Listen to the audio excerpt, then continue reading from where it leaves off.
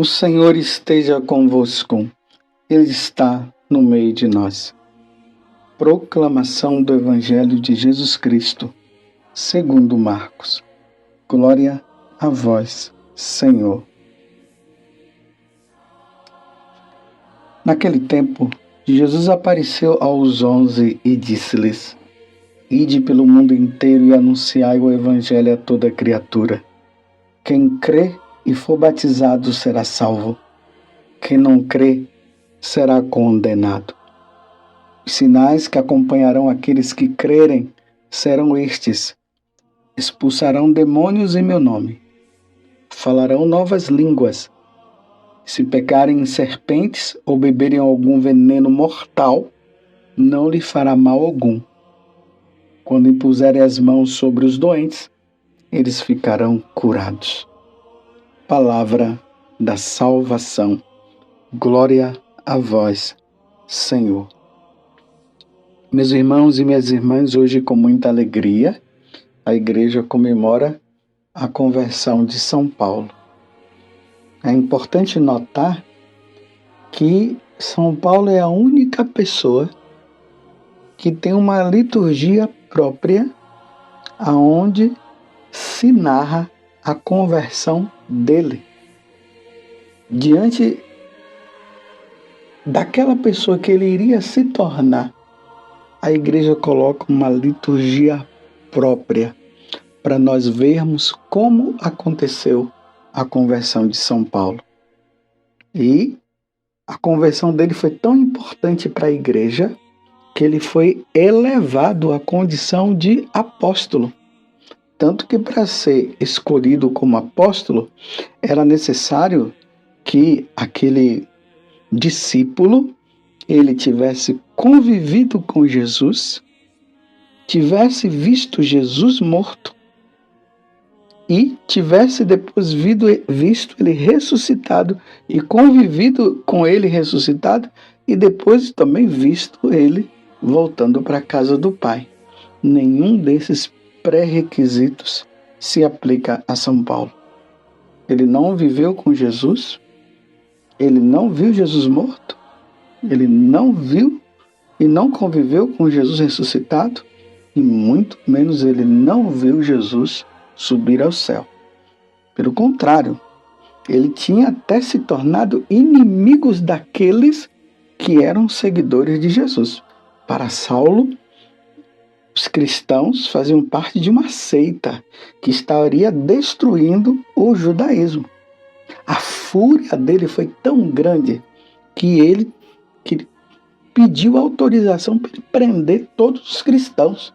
Nós vimos essa narração no capítulo 9 dos Atos dos Apóstolos, que começa dizendo assim: enquanto isso, Saulo só respirava ameaças e morte contra os discípulos do Senhor.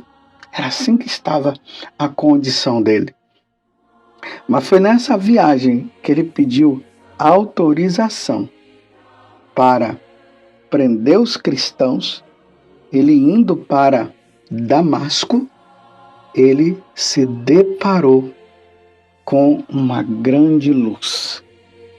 Ele caiu no chão e da luz ele ouviu a voz que dizia: Saulo, Saulo, por que me persegues? Saulo disse: quem és, Senhor?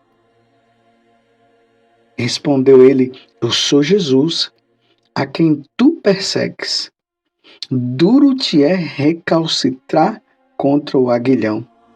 Então, trêmulo e atônito, disse ele: Senhor, que queres que eu faça? Aí começa agora o processo na vida de São Paulo. Senhor, que queres que eu faça? Respondeu-lhe o Senhor: levanta-te, entra na cidade, aí te será dito o que deves fazer. E para quem conhece o fato, ele foi levado para Ananias, Ananias rezou por ele. Agora veja, 3 coisas aconteceram com Paulo nesse processo da conversão. Paulo caiu, ficou cego e depois da cegueira ele jejuou. Tanto que aqui no versículo 9 vai dizer que ele esteve 3 dias sem ver, sem comer e nem beber. Esse processo que Paulo viveu da conversão dele, foi necessário que ele vivesse isso. Ficou cego. Depois, antes, ele já tinha caído. Em seguida, diante daquela luz, essa luz o cegou, ele ficou cego. E depois ele jejuou. Por 3 dias ele fez penitência.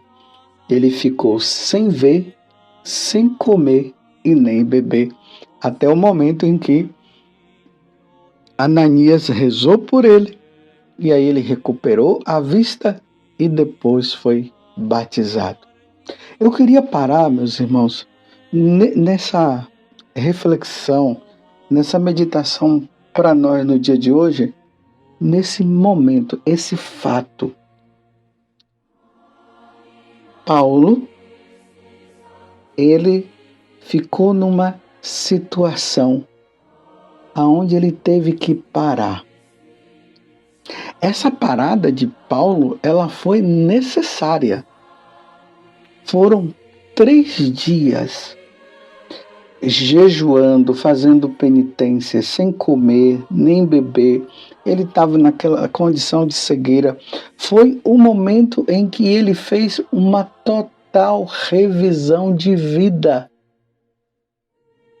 Eu imagino Paulo, naqueles 3 dias, ele fazendo todas aquelas perguntas e aquelas questões. Como pode? Quem é esse? Como é que aquele homem, aquela luz, aquela voz, eu que estava perseguindo os cristãos, agora ele disse que eu estava perseguindo ele mesmo. Agora eu começo a compreender que verdadeiramente esses homens estavam falando de uma pessoa que realmente morreu e ressuscitou, e eu estava atrás deles, perseguindo, querendo matar a todos, colocando em prisões. O quanto que eu estava errado. Você consegue entender que esse momento é um momento de revisão de vida? Uma verdadeira conversão, ela passa por essa revisão de vida. Agora mesmo, enquanto eu estou falando para vocês, me veio à mente Santo Inácio de Loyola. A conversão dele também se passou assim.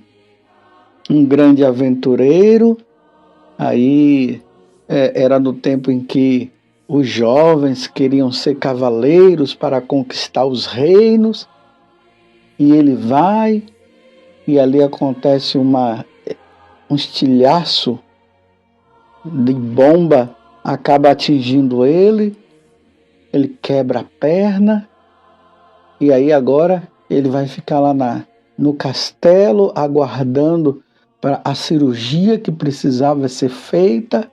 Enquanto ele aguardava, aí ele não tinha o que fazer. Pediu um livro de aventuras para poder ler. Não tinha. Deram a vida dos santos. Quando ele começou a ler a vida dos santos, aí ele começou a perceber que aqueles grandes homens deram a vida, foram em tantos lugares para anunciar o Evangelho. E ele percebeu que quando ele lia a vida dos santos, aquilo ali trazia uma grande alegria no coração. E quando ele simplesmente relembrava as aventuras dele, dava uma alegria assim, mas depois problema de consciência, e aí ele começou a viver um conflito interior. O que é que eu vou fazer agora? O que é que eu faço? A quem eu devo seguir? Eu devo continuar no mundo? Eu devo continuar nas aventuras? O que é que eu faço? Até que ele se decidiu.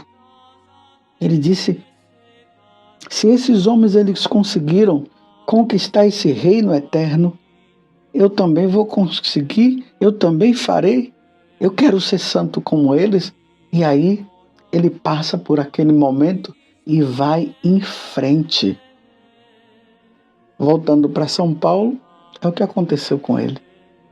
Meus irmãos, uma verdadeira conversão, ela deve passar por essa etapa de arrependimento, de revisão de vida, de perceber que o que era feito não estava correto, e uma retomada e uma firme decisão: eu não voltarei mais a viver isso, seguirei o meu Senhor. Paulo nunca mais ele voltou à vida velha. Foi um caso de uma vocação, de uma transformação especial. E essa conversão é o que Deus quer de nós. Deus quer que nós também façamos esta revisão de vida com penitência, com jejum, com oração. É por isso que é bom, é importante nós fazermos momentos de retiros. Os momentos de retiros nos ajudam justamente a isso, a essa revisão de vida. Até onde foi que eu segui? Qual o caminho que eu devo trilhar ainda? O que eu preciso me desapegar? Quais são os pecados que ainda estão fazendo parte da minha vida que não deve fazer mais? O que eu preciso fazer então de agora em diante? Essa é a função do retiro na nossa vida. Porque se nós não fizermos isto, meus irmãos, nós vamos embalando de acordo com o mundo. E o mundo está aí, nos chamando constantemente para que nós possamos voltar à vida velha. Sem o retiro, dificilmente a pessoa ela vai conseguir perseverar no caminho. Foram 3 dias Paulo revisando a vida dele. E aqui eu repito, capítulo 9, versículo 9. Fica até bom, é até fácil de gravar. Atos dos Apóstolos 9, versículo 9. Capítulo 9, versículo 9. Eu vou ler um pouquinho antes do versículo 9, que diz assim: que aqueles homens que estavam com ele, depois da situação que Paulo viveu, tomaram-no pela mão e o introduziram em Damasco, onde esteve 3 dias sem ver, sem comer e nem beber. Então, antes de Ananias vir para rezar por ele, Paulo passou 3 dias repensando, revivendo, tomando as devidas decisões, sem compreender ainda o todo do que estaria acontecendo. Até que quando Ananias vem e reza, ali diz que ele recobra as forças e aí é um homem novo. Vida nova. Meus irmãos e minhas irmãs, esse negócio de dizer assim: agora eu vou retomar minha vida. Agora eu vou começar de novo. Aí daqui a um mês a vida velha volta de novo. Agora eu não vou querer mais viver essa vida não. Aí começa aquela empolgação, aquele entusiasmo, aí começa a fazer as coisas, de repente quando pensa que não, já está na vida velha de novo. Nós não podemos viver assim. É preciso, meus irmãos, uma firme decisão. Claro, nós precisamos cooperar com a graça de Deus. Deus ele vem em nosso auxílio, Deus ele vai nos ajudando na caminhada, mas é preciso que haja uma cooperação nossa também. É preciso que haja uma força de vontade da nossa parte, porque se não houver essa força de vontade que é cooperada com a graça de Deus, nós não iremos conseguir. Vocês lembram que Jesus já tinha falado que para nós não cairmos na tentação, ele falou que é preciso que nós vigiemos e nós oremos. Essa vigilância e essa oração é uma parada necessária na nossa vida para nós fazermos essa revisão de vida, para nós vermos onde é que nós estamos falhando, para nós retomarmos de novo. Não sei se você sabe, por exemplo, nós que fazemos parte do clero, uma vez por ano nós fazemos um retiro.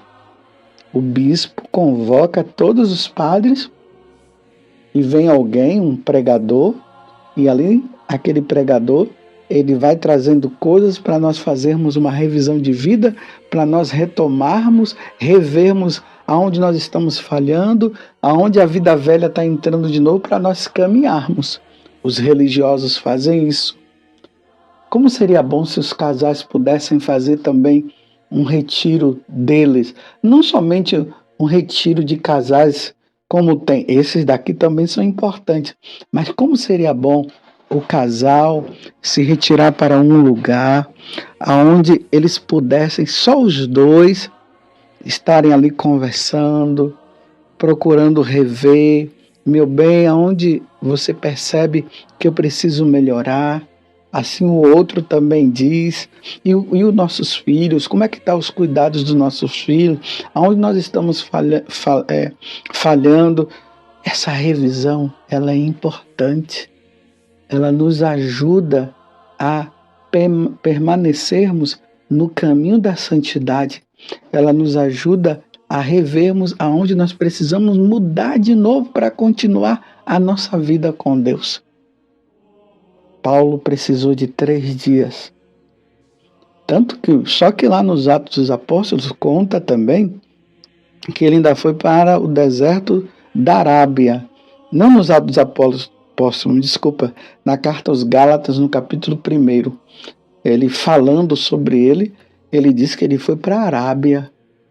Depois ele voltou de 3 anos, aí depois que ele foi atrás de Paulo, de Pedro, para conhecer Pedro, para Pedro também ver, porque ainda corria a notícia que ele era um grande perseguidor da igreja. Quem o ajudou muito foi Barnabé, que o ajudou a levar para estar com Pedro.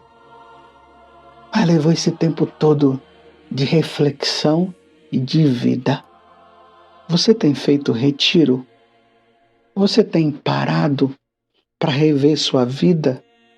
O exame de consciência também ajuda-nos muito a retomarmos a nossa vida. Você tem feito bons exames de consciência?